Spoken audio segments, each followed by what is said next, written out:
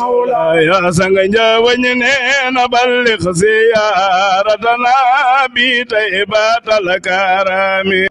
ñu fi invité autorités yi nga xamante ne ñoo ngànk dëkk bi yëpp fi commencé par le président de la République son excellence Bassirou Diomaye Faye di invité le premier ministre Ousmane Sonko ak gouvernement bi yëpp di invité le gouverneur de la région de Louga le préfet du département de Kébémer le maire de Diokoul Diawrigne monsieur Gora Gaye di invité bépp kilifa boo xamante ne nekkal na Yoff ñu commencé par sëñ Mouhamadou Makhtar Laye xalif général des Layènes di invité imam ratib Mohamed Ndoye di invité Cheikh Mansour Diouf représentant du khalife général des Mourides fi tànk di invité bépp autorité coutumière ak religieuse boo xamante ne nekk na si Yoff moo xam jaraaf nga moo xam ndey ji réew la moo xam saltige la waaye nag dinañ si seppi ñaar ñoo xamante ne dañu bokk ci famille bi muy jaraaf Séni Gueye ak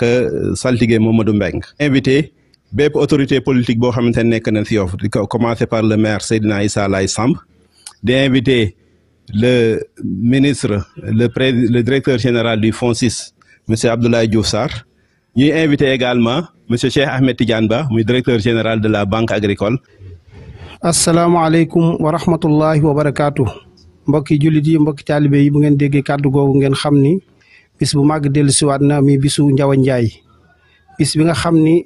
nitu yàlla bu mag ba Serigne Samba Khoudia Ndiaye moo jëlee woon ndigal ci Maulana Cheikh El Hadji Malick ñu koy gàmm ren mu nekk téeméeri at ak juróom ñu jëlewaat ndigal nag ci xalifaam bu tedd bi nekk fii di Serigne Babacar Sy Mansour ñu koy ñaanal yàlla mu yàggal ko fi te wér waaye ñu jëlee ndigal ci Alxaaji Mor Ndiaye di xalifa Serigne Samba Khoudia Ndiaye xalifa Serigne Makhtar Ndiaye ca Noto ginnaaw loolu tamit ñu ngi jëlee ndigal ci mboolem njabootu Serigne Samba Khoudia Ndiaye gi ak njabootu Serigne Makhtar Ndiaye njabootu Cheikh Abdallahi ak njabootu Cheikh Mouhamadul Bachir ñoom ñëpp ñu ngi leen di woo ci bis bi waaye nag kilifa diine yi nga xam ne ñoom lañ seqal mbir mi nga xam ne suñuy bokk leen di waa Sam Ndiaye te ka nekk ca bopp ba di sëñ Mbaye Ndiaye ak imam ki nga xamante ne si mooy Serigne Cheikhou Ndiaye ñu ngi ko ciy woo waaye ñu ngi woo tamit njabootu maam Omar Ndiaye ca Xabbaan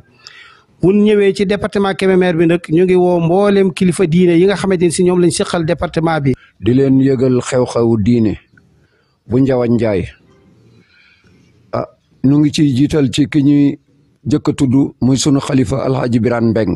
di ca teg imam ratib Mor Absa Gadiaga di ca teg chef de village Moussa Gadiaga di ko yëgal waa tund woowu yëpp Kër Mbir Noto Ngadiaga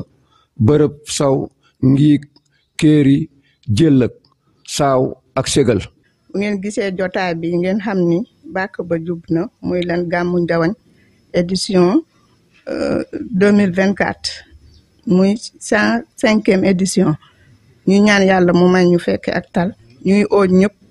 di soññi ñëpp góor jigéen mag ak ndaw ñu ngi oo àdduna yëpp Sénégal yëpp ñu ngi leen di oo rawatina nag waa Yoff. jigéen ñi si njiitalu Tàndey Njaay ñu ngi woo jigéen Yoff ñëpp bàyyi ñu kenn di ko dalee Tongoor ba Apexi ñu ngi siy woo ñëpp góor jigéen mag ak ndaw di leen invité si gàmmu gi yéen ñëpp ñu ngi leen siy invité macha allah di ñaan yàlla yóbbu ñu seex jàmm salaam. kuy dem Njawañ boo ñëwee ba Kébémer da nga jàdd jëm yoon Lompul mbokk yi buñ ci àggee nag bis ba programme bi nii lay tëddee buñ xëyee dañuy jàng alxuraanul karim ñaanal sunu xalifa ñaanal kilifay diine yëpp ñaanal njaboot Cheikh Samba Khoudia Ndiaye ak jullit ñëpp waaye tamit ñaanal tamit sunu gouvernement bu bees bi nga xam ne tamit moo fi nekk ñu ñaanal leen yàlla woyofal yan bi tabaarakallahu kàttanal leen doole leen ba fañ jëmee réew mi ñu àgg fa ci jàmm waaye tamit buñ jógee foofu tamit ba jàng alxuraan ba noppi dañuy dem noppalu ji bu noppaloo ba defee fi ñangee nag faalin ba noppi daal di waaj nag dellu ca cérémonie ba bu demee ca cérémonie ba nag tabaarakallahu bu cérémonie ba jeexee nag ñu delluwaat ca kër ga bu ñu delluwaatee ca kër ga nag daal di waajaat nag ca guddi gàmm ga ñu ñëw kan mooy taxawee guddi gàmm gi Taabaan Mbuub ñu gën koo xam ci Ousmane Mbuub ñu gën koo xam ci Taabaan Mbuub bu Ndànd kan moo koy firi Góora Jóob bu Tiwaawoon di doom di xarit di soppe di lépp ci kër gi tabaarakallahu ci ndigalu xalifa bi Serigne Mor Ndiaye ak imam Papa Ndiaye imam ratib bu Yoff ak imam Moustapha Ndiaye ñuy suñu ñaar imam yu tedd yu baax yooyu ñoom ñooy seq